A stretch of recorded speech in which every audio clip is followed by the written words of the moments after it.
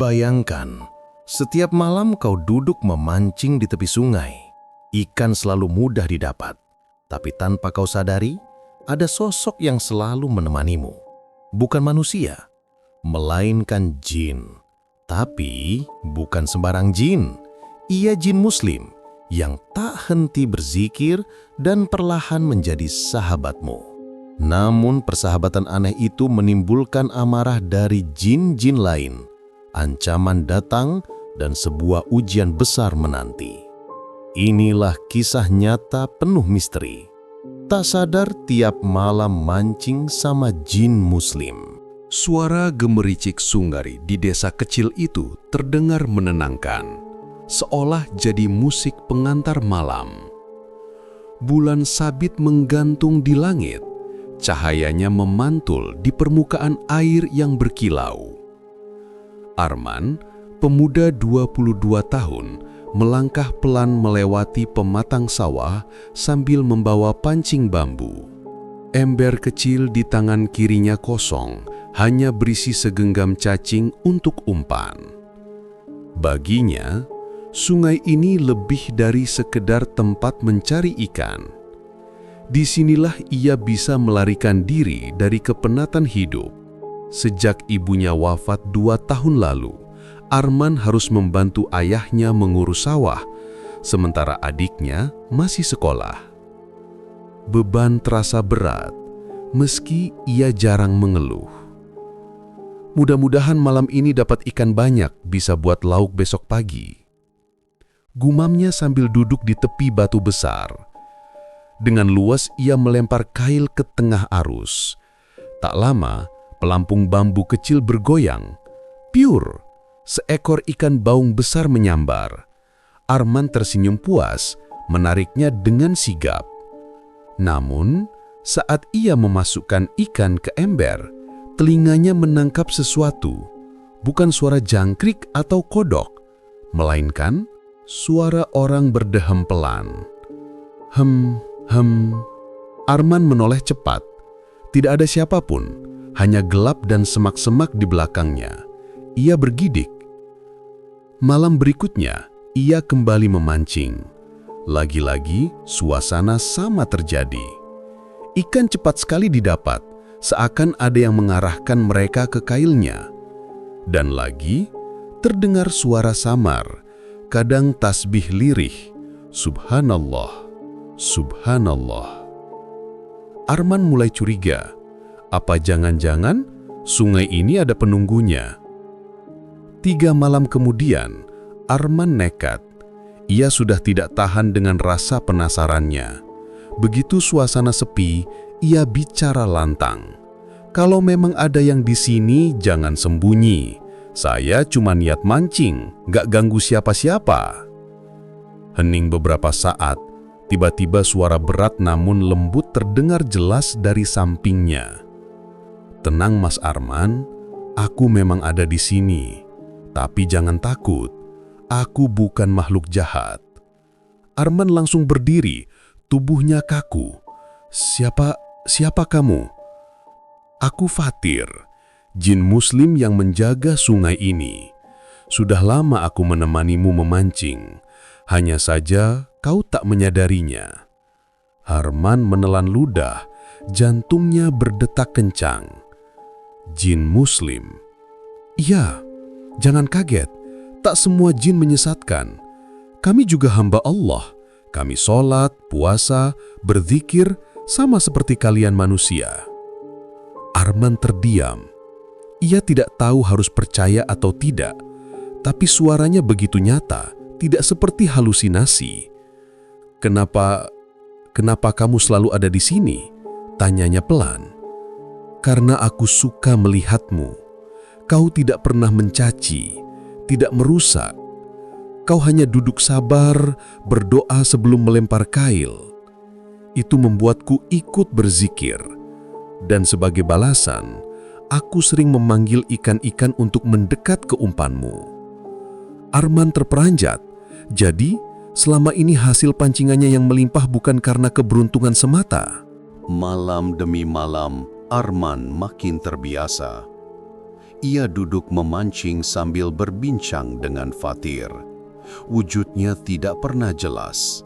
Kadang hanya bayangan samar, kadang suara saja. "Fatir," tanya Arman suatu malam, "kenapa kamu mau berteman dengan manusia? Bukankah jin dan manusia dilarang terlalu dekat?" "Betul," jawab Fatir, suaranya lembut. "Tapi bukan berarti kita tak bisa saling mengingatkan.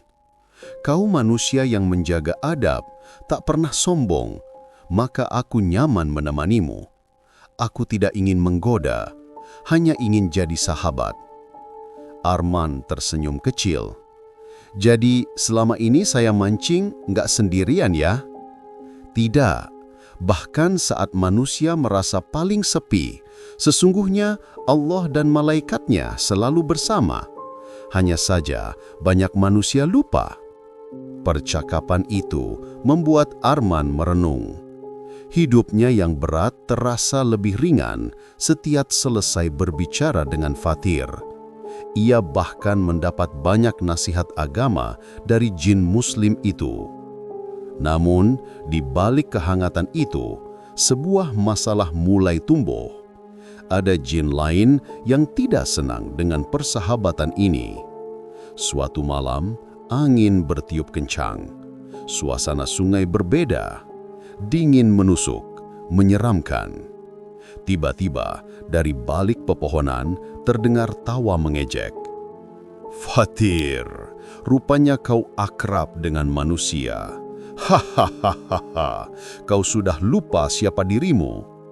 Arman kaget, tangannya gemetar memegang pancing. Itu jelas suara jin lain. Fatir menjawab dengan tegas, "Aku tidak lupa, aku hamba Allah. Aku tidak menyakiti manusia ini." Suara itu menggeram. "Manusia dan jin tidak boleh bersahabat. Kau mempermalukan kaum kita. Tinggalkan dia atau bersiap hadapi murka." Arman makin pucat. Ia nyaris lari, tapi Fatir menenangkannya. "Jangan takut Mas Arman, bacalah ayat kursi." Dengan suara bergetar, Arman membaca ayat kursi.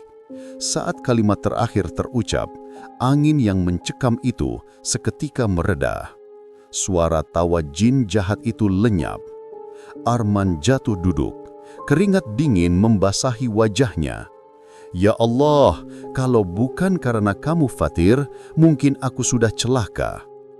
"Tuhanmu yang melindungimu, bukan aku," jawab Fatir tenang. "Ingatlah itu selalu." Kehidupan Arman berubah. Ia jadi lebih rajin sholat, lebih banyak berzikir, dan lebih sabar menghadapi cobaan. Semua itu karena nasihat Fatir. Namun suatu malam, ayahnya diam-diam mengikuti Arman. Ia curiga kenapa anaknya sering keluar malam. Saat sampai di sungai, ayahnya mendengar Arman bicara sendiri. "Fatir, kalau aku capek, apa aku boleh curhat padamu?" "Tentu Mas Arman, selama tidak melupakan Allah, aku akan mendengarkan." Ayahnya terperanjat. Ia segera menarik tangan Arman.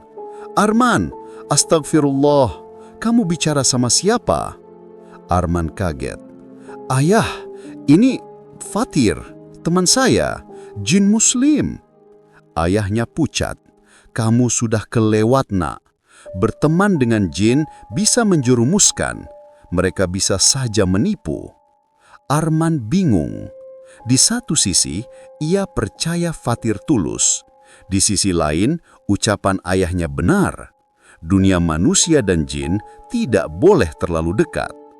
Sejak malam itu, Arman jarang ke sungai. Tapi suatu hari, masalah besar menimpa.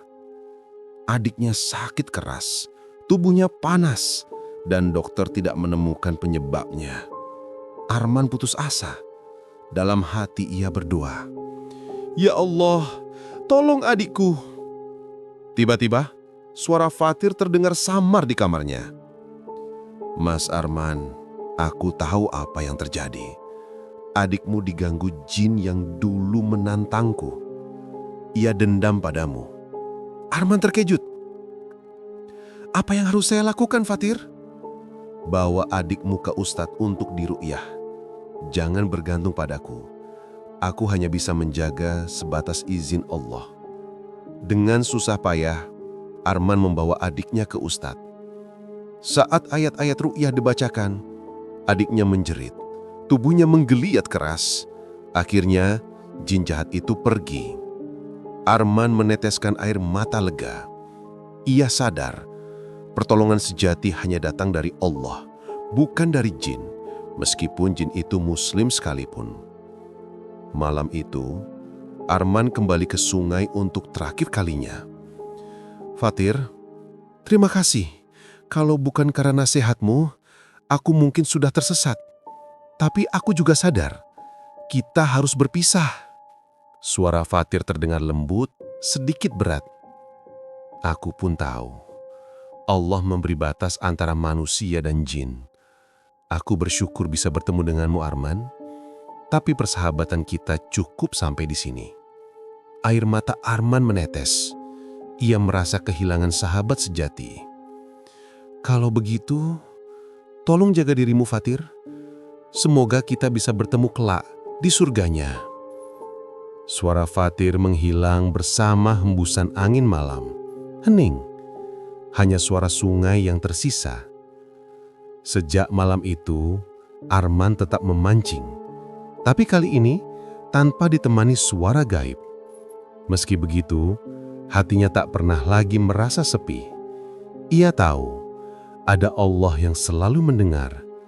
Dan entah kebetulan atau bukan, setiap kali ia melempar kail, ikan selalu mudah menyambar. Seakan-akan sahabat lamanya masih diam-diam menjaganya dari kejauhan. Tamat.